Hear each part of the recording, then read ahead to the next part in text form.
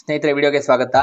ಈ ಒಂದು ವಿಡಿಯೋದಲ್ಲಿ ನಾವು ಈ 2 ರೂಪಾಯಿನ ಅತ್ಯಂತ ರೇರ್ ಮಟ್ಟದ ಕಮಮರೇಟಿವ್ ನಾಣ್ಯದ ಬಗ್ಗೆ ತಿಳಿಸ್ಕೊಂಡು ಕೊಡ್ತಾ ಇದ್ದೇನೆ. ಸೊ ವಿಡಿಯೋ ಇಷ್ಟ ಆದರೆ ವಿಡಿಯೋಗೆ ಒಂದು ಲೈಕ್ ಮಾಡಿ, ಅದೇ ರೀತಿ ಚಾನಲ್ಗೆ ಫಸ್ಟ್ ಟೈಮ್ ಬರ್ತಾ ಇದ್ರೆ ಚಾನಲ್ನ ಸಬ್ಸ್ಕ್ರೈಬ್ ಮಾಡಿಕೊಂಡು ಸಪೋರ್ಟ್ ಮಾಡಿ. ಏನಾದರೂ ಅನಿಸಿಕೆಗಳಿತ್ತು ಅಂದರೆ ವಿಡಿಯೋದ ಬಗ್ಗೆ ಅನಿಸಿಕೆಗಳೇನಾದರೂ ಇತ್ತು ಅಂದರೆ, ಅಥವಾ ನಿಮ್ಮ ಪರ್ಸನಲ್ ನಾಣ್ಯಗಳ ಬಗ್ಗೆ ಅನಿಸಿಕೆಗಳೇನಾದರೂ ಇತ್ತು ಅಂದರೆ ಕಾಮೆಂಟ್ ಮಾಡಿ. ಅದರ ಬಗ್ಗೆ ನಾನು ಉತ್ತರಿಸೋದಕ್ಕೆ ಟ್ರೈ ಮಾಡ್ತೇನೆ, ನನಗೆ ಗೊತ್ತಿರೋ ಅಷ್ಟು ನಾಲೆಡ್ಜ್ನಲ್ಲಿ. ಈಗ ತಡ ಮಾಡೋದು ಬೇಡ, ವಿಡಿಯೋನ ಶುರು ಮಾಡಿಬಿಡೋಣ. ಈ ಒಂದು 2 ರೂಪಾಯಿನ ನಾಣ್ಯ ಏನಿದೆ, ಇದು ಸರ್ದಾರ್ ವಲ್ಲಭಭಾಯಿ ಪಟೇಲ್ ಅವರ ನೆನಪಿನಲ್ಲಿ ರಿಲೀಸ್ ಮಾಡಿರುವಂತಹ ನಾಣ್ಯ. ಅವರ ನೆನಪಿಗೋಸ್ಕರ ರಿಲೀಸ್ ಮಾಡಿರುವಂತಹ ನಾಣ್ಯ. 1996ರಲ್ಲಿ ಈ ಒಂದು ನಾಣ್ಯ ಬಿಡುಗಡೆ ಆಗಿರುವಂಥದ್ದು. 6 ಗ್ರಾಮ್ನ ಕಾಪರ್ ನಿಕಲ್ನ ನಾಣ್ಯ. ನೋಡೋದಕ್ಕೆ ಈ ರೀತಿ ಶೇಪಲ್ಲಿ ಸಿಗುತ್ತೆ. ನಿಮಗೆ ನೋಡ್ಬೋದು 11 ಕಾರ್ನರ್ಸ್ ಇರುವಂಥದ್ದು. ಅಂದ್ರೆ ಏನು, ಇದು ಎಂಡೆಕಾಗನಲ್ ಶೇಪ್. ನಾಣ್ಯದ ಅಬ್ಸರ್ವ್ ಸೈಡ್ ನಲ್ಲಿ 2 ರೂಪಾಯಿ ಅಂತ ಬರೆದು ರಾಷ್ಟ್ರೀಯ ಲಾಂಛನವನ್ನ ಹಾಕಿ 2 ರೂಪಾಯಿ ಅಂತ ಹಿಂದಿ ಮತ್ತೆ ಇಂಗ್ಲಿಷ್ ನಲ್ಲಿ ಬರೆದಿರುವಂಥದ್ದು.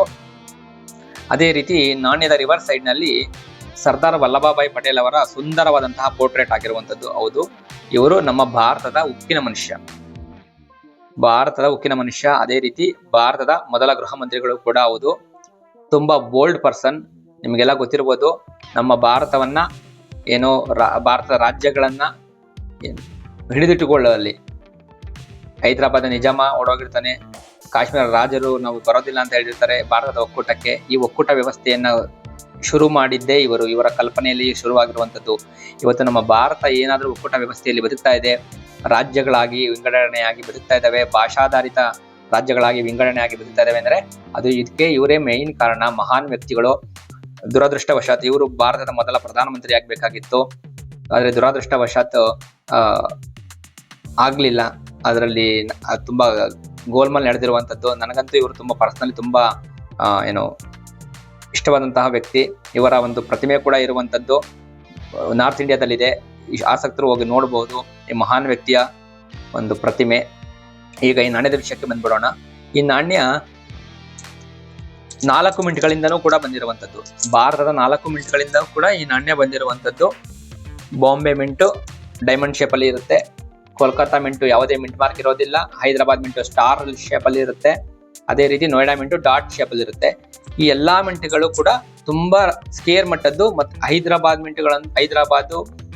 ಮತ್ತೆ ಕೋಲ್ಕತ್ತಾ ಹಾಗೆ ಬಾಂಬೆ ಮಿಂಟ್ಗಳು ಸ್ಕೇರ್ ಕ್ಯಾಟಗರಿಯಲ್ಲಿ ಇತ್ತು ಅಂದ್ರೆ ಇದು ಕೋಲ್ಕತ್ತಾ ಮಿಂಟ್ನ ನಾಣ್ಯ. ಅದೇ ರೀತಿ ಇದು ಬಾಂಬೆ ಮಿಂಟ್ನ ನಾಣ್ಯ. ಅದೇ ನೋಯ್ಡಾ ಮಿಂಟ್ನ ನಾಣ್ಯ ಆಯಿತು ಅಂದ್ರೆ ರೇರ್ ಕ್ಯಾಟಗರಿ ಇರೋ ನಾಣ್ಯ. ನನ್ನ ಹತ್ರ ಒಂದಿದೆ, ಅದು ನಿಮಗೆ ಮುಂದಿನ ವಿಡಿಯೋದಲ್ಲಿ ತೋರಿಸ್ತೀನಿ. ಪರ್ಸನಲ್ ಆಗಿ ಒಂದು ಸಪರೇಟ್ ವಿಡಿಯೋ ಮಾಡಿ.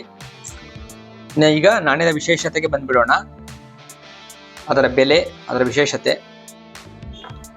ನೋಡಿ. ಇಲ್ಲಿರುವಂಥದ್ದು ಸರ್ದಾರ್ ವಲ್ಲಭಭಾಯಿ ಪಟೇಲ್ ಅವರ 1996ರ 2 ರೂಪಾಯಿ ಕಮಮರೇಟಿವ್ ನಾಣ್ಯ. ಇದು